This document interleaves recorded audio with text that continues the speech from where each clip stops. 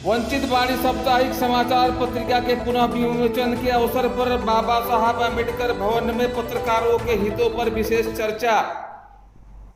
नमस्कार, मैं राम लखन सहानी सूरत भूमि में आप सभी दर्शक मित्रों का तहे दिल से हार्दिक स्वागत करता हूं। सूरत शहर के मान दरवाजा बाबा साहब अम्बेडकर भवन में वंचित वाणी साप्ताहिक समाचार पत्र का पुनः एक बार प्रकाशन शुरू करने के अवसर पर अम्बेडकर भवन में भव्य कार्यक्रम का आयोजन किया गया था, जिसमें सूरत शहर के पत्रकारों ने कार्यक्रम में भाग लिया। इस खास अवसर पर पत्रकारों से बातचीत करते हुए विजय भाई मैसूरिया जी ने बताया, सुषुप्त अवस्था में पड़ी हुई समाचार पत्र को पुनः शुरुआत करने में काफ़ी अड़चनों का सामना करना पड़ा। मौजूदा हालात को देखते हुए उन्होंने पत्रकारों के ऊपर होने वाले अत्याचार और पत्रकारों के ऊपर होने वाले फर्जी केस मामले को गंभीरता से लेते हुए पत्रकारों के हित में आगे चलकर पत्रकारों के साथ खड़ा होंगे और उन्हें न्याय मिले सरकार के सामने आवाज़ भी उठाएंगे। रिपब्लिकन पार्टी ऑफ इंडिया एवं वंचित वाणी के ओनर विजय भाई मैसूरिया ने बताया, जो पत्रकार सत्ता के सामने अपनी आवाज़ उठाते हैं उन्हें दबाया जाता है या खरीद लिया जाता है, लेकिन हम बिकाऊ नहीं टिकाऊ हैं। सत्ता पक्ष का विरोध करेंगे, पत्रकारों के साथ खड़े रहेंगे। इस खास अवसर पर पत्रकारों ने अपनी बढ़ चढ़कर सहभागिता इस कार्यक्रम में दिखाई। तो चलिए हम आपको लेकर चलते हैं अम्बेडकर भवन में, जहां पर कार्यक्रम की झलक आपको दिखाने का प्रयास करते हैं।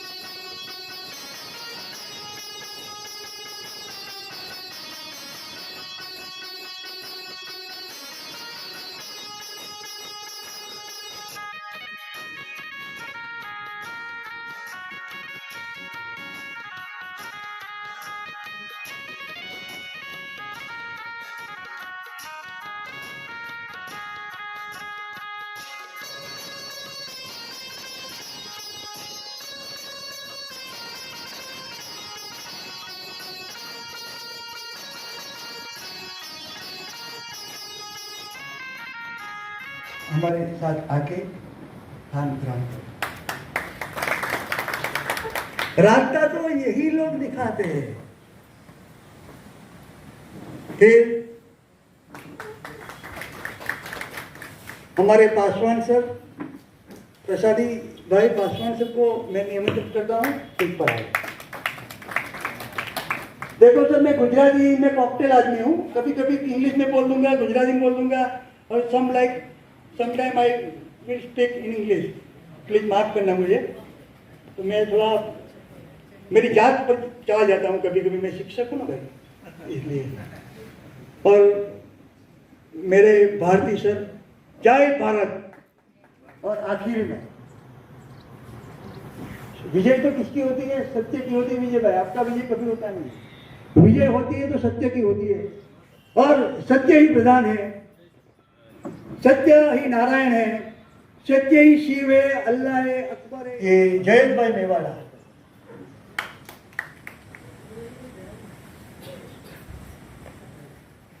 વંચિત વાણી. વંચિત વાણી એટલે જેને કોઈ ધ્યાન નથી, એવી વાણી. નામે આપણે જ્યારે અખબાર રજિસ્ટર્ડ છે, લા ભાઈ તું પૂછનાર કોણ?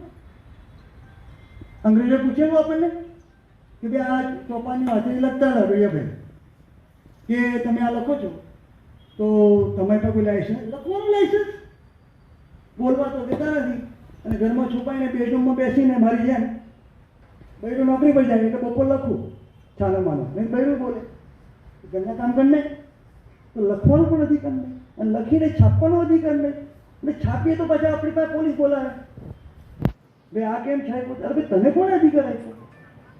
પણ એવા સમયે આજે આપણે વંચિત વાણીનો નવા રૂપરંગ સાથે વિમોચન કરવા જઈ રહ્યા છીએ. તો આ પ્રસંગને આપણે સૌ દીપાવશું, વધાવશું. અને તમારે જ્યારે પણ કોઈ તકલીફ પડે, તમારી કોઈ પણ ફરિયાદ હોય, ફરિયાદ કરી હોય, તમને કોઈ સાંભળતું ના હોય, ત્યારે મને કહેજો. હું તમારા વતી જયેશભાઈને કહી, વિજયભાઈને કહી, સ્ટેજ પર બેઠેલા આપણા વડીલોને કહી, કારણ કે આપણને કોઈ સાંભળવાળું હવે મળે તેને પહેલાં પ્રણામ કરજો. તો આપણે સાંભળશે એ આપણા માટે ઉપકાર કરતા એવી વાત. એ બોલે ચૂપ રહે, તને કોને પોલીસ સ્ટેશન છે? એ આમ ઉપર ભાઈ પેલા ખુરશીયા માલિક અમે છીએ. આઈ એમ ધ હું કે માલિક નહીં અમે કાલે મેં ડિપેન્ડ આપણે માલિક જનતા છે. ઓનર તમે તો અમારા સેવક છો. સેવક સારું કામ નામ આપ્યું એને કહી દીધું એ તમારા નોકરી.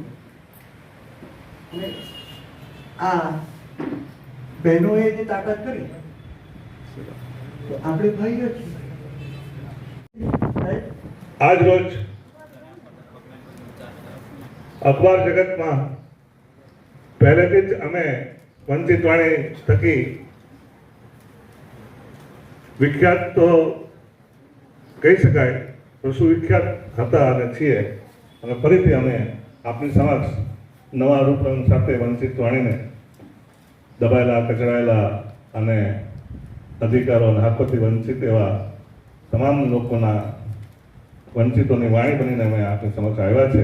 અને એવા વિમોચન પ્રસંગે, વંચિત વાણી અખબારના વિમોચન પ્રસંગે જે આપ સૌ અહીં આપનો કિંમતી સમય લઈને કાઢીને ઉપસ્થિત રહ્યા છો એ બદલ હું આપ સૌનો આભાર સહ સાચા હૃદયથી સ્વાગત કરું છું.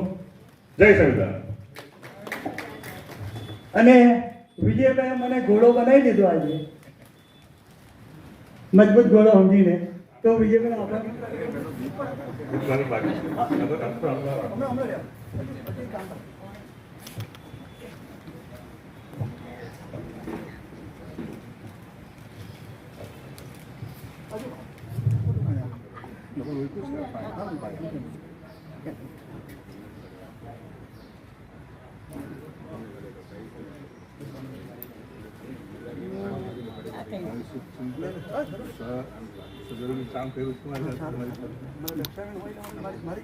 ઓકે, તાળી પાડજો મિત્રો.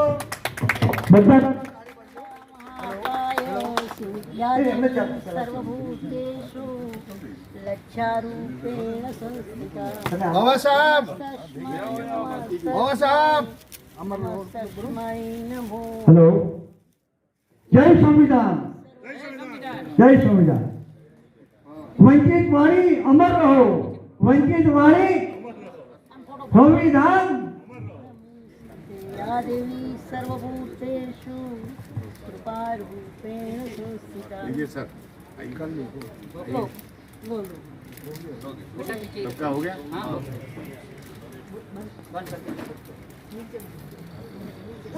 2005 પહેલા આ કાયદો લાવવા માટે મેં મારી જિંદગીમાં શરૂઆત કરી હતી દિલ્હીમાં ઉપવાસ બેસીને મારા હાથ સાંભળો. એટલે હું શું કહું કે ભાઈ હવે આપણે આ કલમ અખબાર લખવાનું કોઈનું નામ નહીં લખી શકીએ સાહેબ. એની ગંભીરતા વિચારો તમે કે આ તમે બોલી નહીં શકો, તમારા અખબારમાં છાપી નહીં શકો, તમારો અખબાર તોય આપણો અસર થશે. ખાલી હું એટલું જ કહું છું, અમે જ્યાં ધરણા પર હોય ને ત્યાં ખાલી જજો પસાર, જેમ હરજી કાકાએ લીધો છે, વિજયભાઈ લીધો છે, જયેશભાઈ લીધો છે, પાસવાણ સાહેબે લીધો છે, એમ સમય હવે ઠેકો લીધો છે.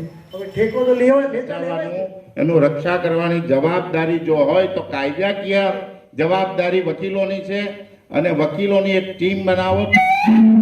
ટીમ તમારી ઉચ્ચ પ્રકારે વ્યવસ્થા કરશે. કોઈ એ પત્રકારે ગભરાઈ જવાની જરૂર નથી. સંગઠિત રહેવાથી તમારી કોઈ કશું બગાડી શકે એમ નથી. તમે એ લોકોની સત્ય વાતને ઉજાગર કરો છો કે ફલાણા વિસ્તારોમાં, અનેક વિસ્તારોમાં આટલા દારૂના અડ્ડાઓ ચાલે છે અને એ અડ્ડાઓ ચાલે, વિરોધ કરશો તો અમારું બધું બંધ થઈ જશે, તમારા પણ હપ્તા બંધ થઈ જશે. પરંતુ આ એક ગુજરાત સમાચારમાં મેં એક આર્ટિકલ વાંચ્યો હતો, 97% ભારતમાં કરપ્શન છે અને એ કરપ્શન કાઢવું બહુ અઘરી વાત છે. જો કરપ્શન નીકળી જાય તો બધા સુખી થાય, પણ કરપ્શન જો હશે તો બધા દુઃખી થવાના છે. ધીરે ધીરે આજે તમારો તો કાલે મારો, વારા પરથી બધાનો વારો આવવાનો જ છે. એટલે મિત્રો, જેમ ડોક્ટર બાબા સાહેબે ખાંડગી ખંડણી મુખ્ય મિત્રો સાંભળજો, બહુ ગંભીર વાત કરું છું. વકીલ સાહેબ હોય ને તો કદાચ તમને એવું લાગે કે હું થોડો દોડાયો છું તો માફ કરી દો. ચોરી કરવી ગુનો છે. સન્માન કરીએ. ચલો, થેન્ક યુ.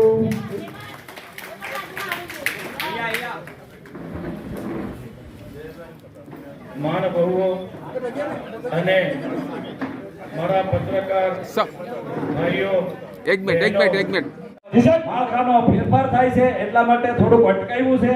માળખું ફેરફાર થવા દો એટલે હોળી પાછો આપણે મુદ્દો આ ઉચકાવશું. અને જેટલાની માથે કેસ થયો એ લોકોએ કોઈ ડરવા નથી. એક પણ ખંડીખોર નથી. ખંડીખોર તો અધિકારીઓ છે. તમે માહિતી માંગી, તમને માહિતી નથી આપી તો એને એમ કીધું કે ભાઈ અહીંયા પૂરી કરો. બરાબર, તો અહીંયા હું પૂરી કરું છું. બરાબર છે, એમ કરીને માહિતી જ તમને નથી આપી તો તમે એને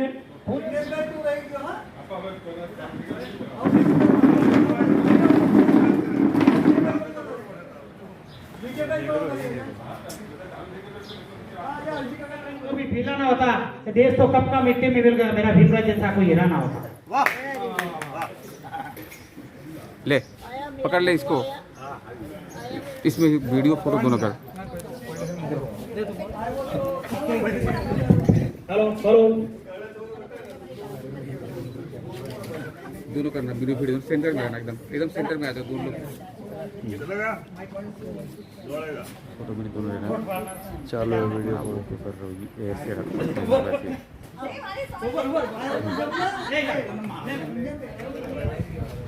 लोग इन दिस यार जी, आप परिचय के साथ में आज के कार्यक्रम के विषय में बताइए. जी, मेरा नाम विजय मैसूरिया है और मैं वैसे तो Republican party of India bracket में भीमराव अंबेडकर साहब की पार्टी में राष्ट्रीय महासचिव हूँ और वंचित वाणी जो हमारा अखबार है वो कुछ समय से सुसुप्त अवस्था में था. किसी वजह से हमें छापने नहीं दिया जा रहा था, मगर हम लोगों ने registration newspaper of India Delhi जाकर कुछ क्वेरी जो थी सॉल्व करके फिर से उसका पुनर्जीवन करते हुए आज हमारे वंचित वाणी अखबार का विमोचन करने के अवसर पर यहाँ हम सब एकत्रित हुए थे. आज जहाँ तक आपने बोला कि करने नहीं दिया जा रहा था, तो कहीं आपको ऐसा लगता है कि पत्रकारों की आवाज़ दबाने में जो देश की नीति चल रही है राजनीतिक पक्ष की, क्या इसके बारे में आपका? सबसे अच्छा और बहुत महत्व का सवाल आपने किया है और मैं बता देना चाहता हूँ कि जो भी हैं आज पत्रकारों की आवाज़ को दबाया जाता है और जो पत्रकार उनकी आवाज़ बनता है उनको खरीदा जाता है. और हम लोग बिकाऊ नहीं, हम टिकाऊ है, इसलिए आज फिर से मैदान में जंग में आए हुए हैं. देखने जाएं तो पत्रकारों से सभी कोई डरता है.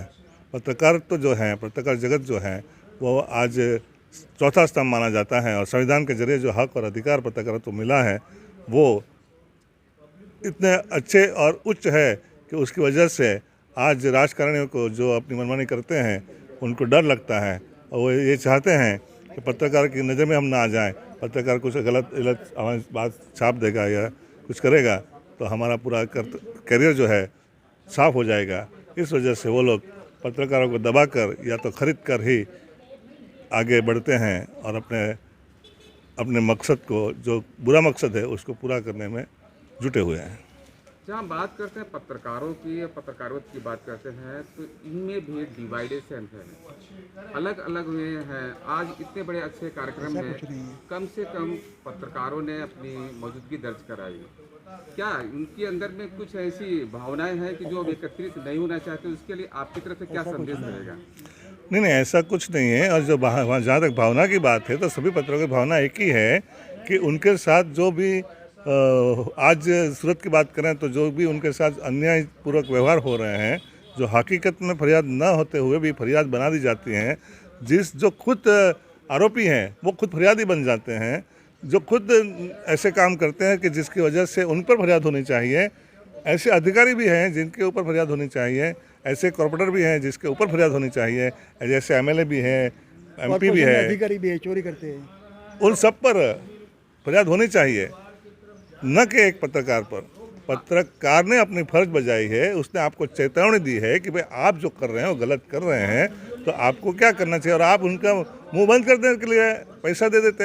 अरे किसी पैसा की रसीद लिया क्या आपने? किसी पैसा रंगे पकड़ा क्या आपने? दिया क्यों पैसा दिया क्यों? तो ये सब बातें जो है मनगढ़ंत है, उपजाऊ है, और मैं ऐसी बातों का वखोड़ता हूँ। और पत्रकारों के हित में अगर सही बात और सही निर्णय नहीं लिया जाएगा और ऐसे ही बिना वजह फरियाद ली जाएगी और उनको परेशान किया जाएगा तो आने वाले दिनों में मैं कह देता हूँ कि पत्रकार तो परेशान है ही, आज भी परेशान है और कल भी परेशान था। और आपकी परेशानी से अगर वो उसने अपने आप को ठान लिया तो न कॉर्पोरेट रहेगा, न एमपी बचेगा, न एमएलए बचेगा, न अधिकारी बचेंगे, और प्रशासन को देखना पड़ेगा कि शांति श्रृंखला का भंग ना हो। धन्यवाद। आए दिन होने वाले पत्रकारों के ऊपर अत्याचार और को लेकर के आपके संगठन की तरफ से कोई नई रणनीति तैयार की गई है, उसके बारे में बताइए। रणनीति तैयार की गई है और सारे समूह से मिलकर, एक दूसरे से मिलकर विचार विमर्श करके हम आगे बढ़ना चाहते हैं। और वो तब जब कि हमारे कुछ पत्रकार मित्र अभी तक भी तकलीफ में हैं, कायदा के चुंगाल में फंसे हुए हैं, वो जैसे ही बाहर आते हैं सबके साथ मिलकर हम रणनीति बना के आगे बढ़ेंगे। ज़्यादा समय न लेते हुए अंतिम प्रश्न ये है, सबसे बड़ा प्रश्न ये है कि हम लोग क्या ऐसा करें कि जिसमें हमारे संगठित पत्रकार जो अभी भी असंगठित हैं उनको एक सूत्र में जोड़ने के लिए क्या प्रयास होना चाहिए? उन्हें एक ऐसा संदेश दीजिए कि जो उनके लिए और सभी के लिए कारगर हो। वो क्या है कि बीच में बहुत बड़ी बातें चल रही थी कि बटोगे तो कटोगे। मैं ये कहना चाहता हूँ, जुड़ोगे तो सलामत रहोगे। धन्यवाद। जय भारत।